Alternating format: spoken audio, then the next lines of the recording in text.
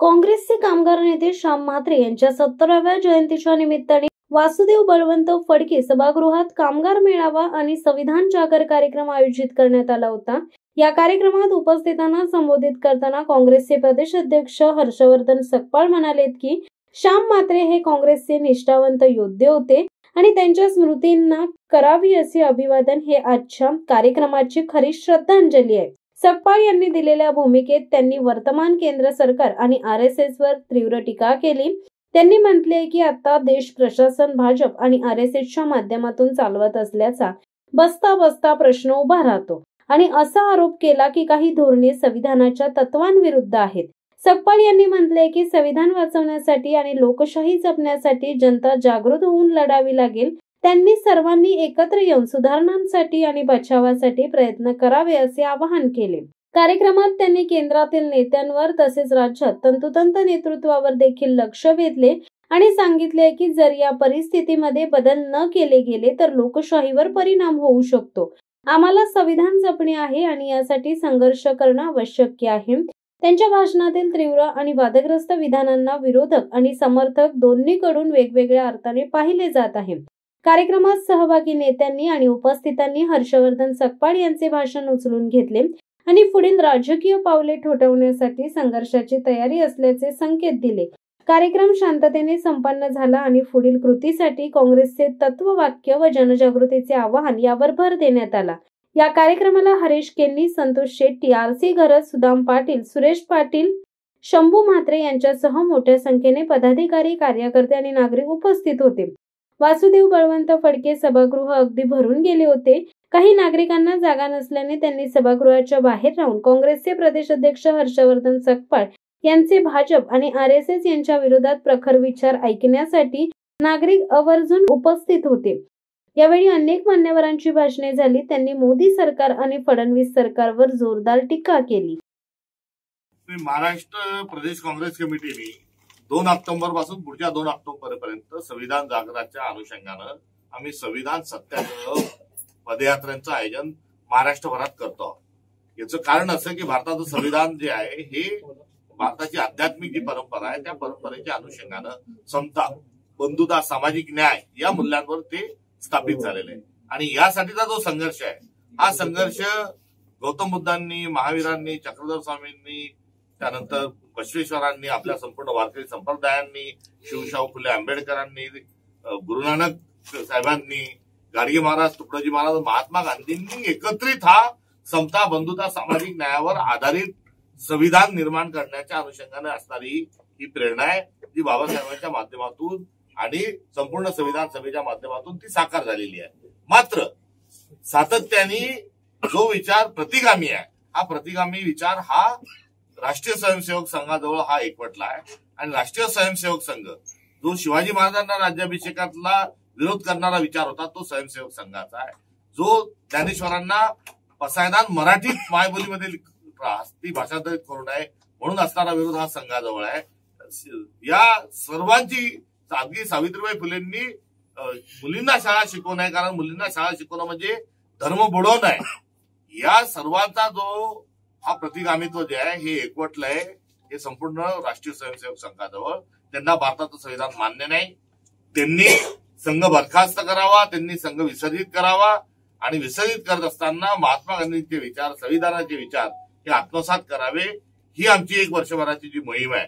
राष्ट्रीय स्वयंसेवक संघाला 100 वर्ष पूर्ण झाल्याची त्या अनुषंगानं आज या ठिकाणी पनवेलमध्ये हा जागर कार्यक्रम करण्यात आलेला आहे। मनोज जरांगे पाटलांनी राहुल गांधीवरती टीका केलेली आहे की जे मराठाच्या विरोधात बोलणाऱ्या नेत्यांना ते सपोर्ट करत आहेत आणि राहुल गांधीला ते लाल्या सुद्धा म्हणलेले आहेत।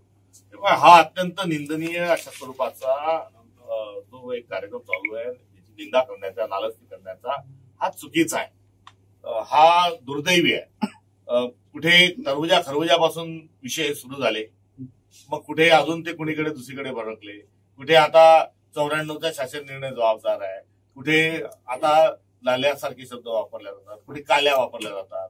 या सर्वांचा आम्ही निषेध करतो। जरांगे पाटलांनाही पिल्या म्हटलं गेलं होतं, आम्ही त्याचाही निषेध करतो। हा शेलक्या भाषेत याचा वापर न करता ही आरक्षणाच्या अनुषंगानं, मराठा आरक्षण देण्याच्या अनुषंगानं विरोध नाहीच, विधानसभेमध्ये आपण पाहिलं असेल की मराठ्यांना आरक्षण द्यावं ही सर्वांची भूमिका आहे, काँग्रेसची देखील जी भूमिका आहे. आणि राहुल गांधींनी या सगळ्या एकंदरीत देशभरातल्या एकंदरीत परिस्थितीत आणि महाराष्ट्रातल्याही या सामाजिक तेढ निर्माण झालेल्या परिस्थितीत आरक्षणाच्या मुद्द्यावर रामबाण इतिहास कोणी सुचवलाय तो राहुल गांधींनी सुचवलाय. काय सुचवलाय तर जातीन्याय जनगणनेचा सुचवलेला आहे.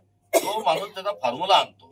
ही व्यक्ती ही सर्वांना सोबत घेऊन जाण्याच्या अनुषंगानं ज्या ठिकाणी अत्यंत प्रेमाने आदराने ह्या सौहार्दपूर्ण याचा समाधानाचं एक टूल विकसित करतो, एक त्याचा फॉर्म्युला आणतात.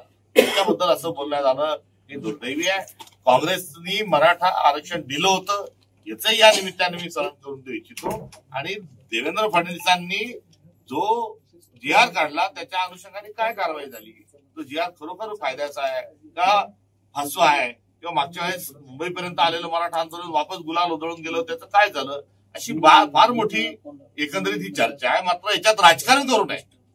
यामध्ये ओबीसींना मिळणारं आरक्षण हे केवळ 19% आहे. 27% जे म्हटलं जातं त्यामध्ये व्हीजेएनटी समाज आहे, त्याच्यात एसबीसी आहे. वास्तविक पाहता व्हीजेएनटीतून हा आरक्षण दिला जात नाही आणि व्हीजेएनटी समाज जो आहे त्यांनी कुठेतरी मध्यस्थाची भूमिका घेतली पाहिजे. मात्र व्हीजेएनटी समाज जो आहे हा कुठेतरी वातावरण खराब करण्याच्या अनुषंगानं, शेलक्या भाषेत बोलण्याच्या अनुषंगानं कुठेतरी काही त्याच्यातले मोजके लोक जे करतात त्यांनी करू नये. माझी विनंती आहे त्यांनी सामंजस्याची भूमिका, मध्यस्थाची भूमिका घ्यावी. आणि 19% आता किती आपण त्याच्यामध्ये टाकणार, त्यामुळे 19% आरक्षण जे आहे यामध्ये सर्वांचं समाधान होऊ शकत नाही. त्यामुळे 50%ची मर्यादा वाढवावी आणि मराठा समाजाला सामावून घ्यावं हे एकंदरीत मिनिटचं काम आहे. आता त्यामध्ये कोणी बोलावं, काय बोलावं, कसं बोलावं, आता यातून तर मार्ग निघणार नाही. संवैधानिक ज्या प्रक्रिया आहेत, ज्या व्यवस्थेतल्या प्रक्रिया आहेत या समजून घ्याव्यात.